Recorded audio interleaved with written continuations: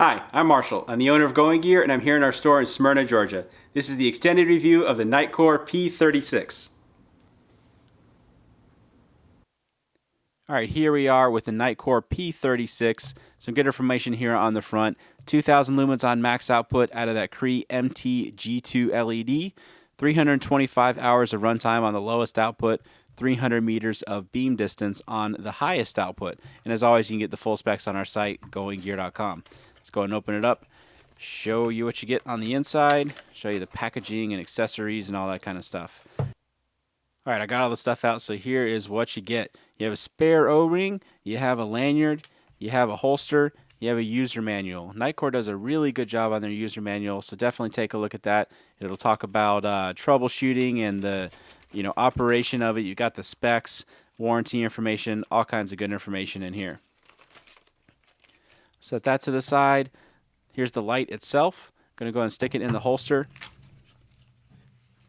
Show you what it looks like in the holster. Since this is not the most standard shape or size for a flashlight, it's a custom holster. You can see you can stick it in there either head down or head up. Doesn't really matter, whichever way you prefer. Holster goes, or the flap goes over the front.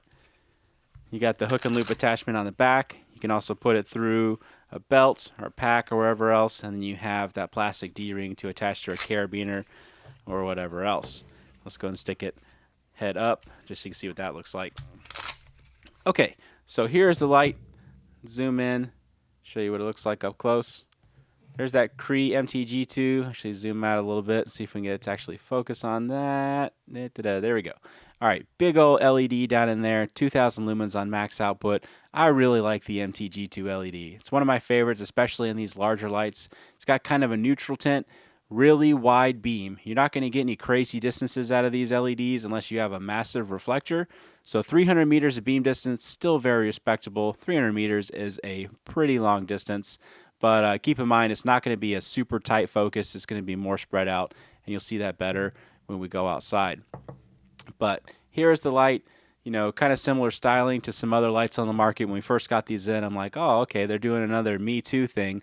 But it's got that MTG2 LED, and it's got a really cool interface. So instead of having dual switches there on the back or a switch on the front, a switch on the side, what it does is you actually have this rear switch, and you also have a rotary here on the end. And it gives her a really cool interface, and I'll show that better here in just a little bit. We'll kind of turn it around just so you can see the styling. So this is powered by two 18650s or four CR123s. As always, I recommend using 18650s if you're going to be using the light a lot. And the reason is it's going to save you money in the long run. You can recharge them. You don't have to worry about continually feeding this thing disposable CR123s. So it's nice to be able to have something that's rechargeable, high quality. And my favorite batteries are the Olight 3400 milliamp hour 18650s. They do not fit in some lights because they are kind of big compared to some 18650s. They do fit in the vast majority of lights, and this is definitely one that they fit in and work really well. Using the same Japanese Panasonic cells as a lot of the other manufacturers, but they're a couple bucks cheaper than most of the other guys, and they come with a nice storage case. That's a nice bonus, so that's why I like the Olights. And it is more of an upfront cost compared to the CR123, so just keep that in mind. But if you go to our site, goinggear.com, you can get batteries and chargers in a bundle, and it'll save you some money. So, all right, let's talk about the interface. You got the rear switch there, and then you got the rotary switch. So the rear switch, if you lightly press it, you have momentary. Click it all the way for constant on. So that's just going to be your on-off. Kind of nice. You can see it's not going to switch outputs on you as long as you're just hitting that switch. Now, if you want to change the outputs, you have this rotary. And as you turn it, you can see you have a bunch of distinct levels. And it doesn't actually stop. You can keep on turning it, and you don't have to worry about it, turning too far and accidentally going into low or something like that. It's not going to go into low. You turn it that way, and it's going to go into the higher outputs. Turn it this way, and it's going to go into the lower outputs. So you can see with just a quick flick, you can get into max output or min output. And it's not going to go any further. It's not going to go into, low and then straight into high. Pretty cool interface. So the rotary switch also gives you some flashing modes. So you have the light turned on, press and hold, and you have momentary on the strobe. So you release it, and it goes back out of that. Now, if you want constant on the strobe, just do a quick press, and you have strobe. You can also hit that rotary switch or turn the rotary switch, and you have some other flashing modes. So you have SOS and a beacon flashing mode. You can see kind of a slow beacon flashing mode where it flashes every few seconds. Pretty cool interface. So a bunch of different outputs that you have in here, some different flashing modes. And I didn't mention this before, but there's actually a nice grippy rubber material on the rotary switch. So it's really easy to use with gloved hands, even if it's kind of slick. You can see you're not putting any crazy pressure on it. Your thumb grips on there really well, or your finger, or whatever else you want to use. Really nice and easy to use. And then when you want to get out of the flashing modes, if you have it in there, just tap that rotary switch again, and it'll take you out of the flashing modes.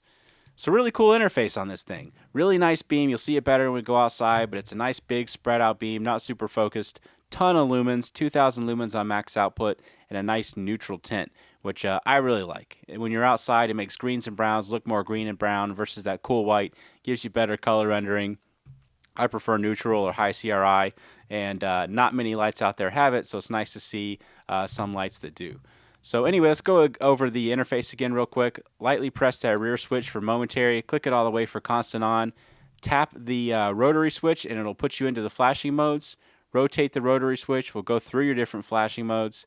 Tap to get out of that, and then you can rotate the rotary switch to get to the higher or lower outputs. And you can see each click has some really well spaced different outputs. Lots of different ones to choose from. Alright, so that's the interface and everything of the Nitecore P36. Really cool light. Let's go ahead and take this outside. We'll show you how it does outside. Alright, we got the Nitecore P36 outside. Got the big 40 mag light I always use as a control, since pretty much everybody knows what that thing can do. Let's go ahead and try it out first. Little tree right there is about 30 feet away. Dock house down there on the lake is about 100 feet away. There's your mag light. Everybody knows what that guy can do. Let's try out P36. So there it is, max output. You can see why I like this beam so much. Really nice wide beam, lights up a wide area once. Really good colors on it. So your cool white, which a lot of times gets you higher output, kind of washes out colors sometimes. But this one, greens and browns, look nice and green and brown. I really like this LED. And it's great output on it. You know, the MTG2 is, all the manufacturers that I've ever seen use it. It's the neutral white version. I don't know if they make a cool white version. I've never seen it. And I like that if there is one, manufacturers aren't using it, because I really like that neutral white beam. We'll zoom in just so you can see what it looks like down there on the dock house. Everything's lit up really well. You can see everything really well. I'll show you the different outputs. I'll just crank it down a little bit. You can see the variability that you have in there. And again, you can quickly get to high and low very, very easily. Cool interface on this guy. Just so you can see, it really is that light putting out those lumens. Okay, let's try it out at a longer distance. Alright, we got some more distance to try out that Nitecore P36. Let's go ahead and see what it can do with some more space. Boat right there is about 15 feet away. Got a couple targets set up out there. First one is out there at 50 yards. Second one's 100 yards. Tree line beyond is at 130 yards. Show you the different outputs when it's zoomed in. Obviously makes it out to all of that really well. I really like the beam on this. I know I said that a few times. I might say it again. I like the colors on it. I like how spread out it is. I hope manufacturers keep on using this MTG2 LED because it makes such a nice beam. You got that whole ton of lumens. You got that nice wide hot spot that transitions to the spill really well. You got those nice colors. Great combination of good balance of just about everything. Okay, so that is the Nitecore P36. If you like it, you can buy it from us at goinggear.com. Any questions or comments, you can reach me in the comments or any of my guys at goinggear.com. If you like the video, please subscribe. Do a lot of gear and flashlight videos. As always, get going and start something. Thanks for watching. Enjoy the pollen. Oh, God, Kyle. Yeah, I haven't been shaking my ass. I'm not on camera. Okay, let's do this.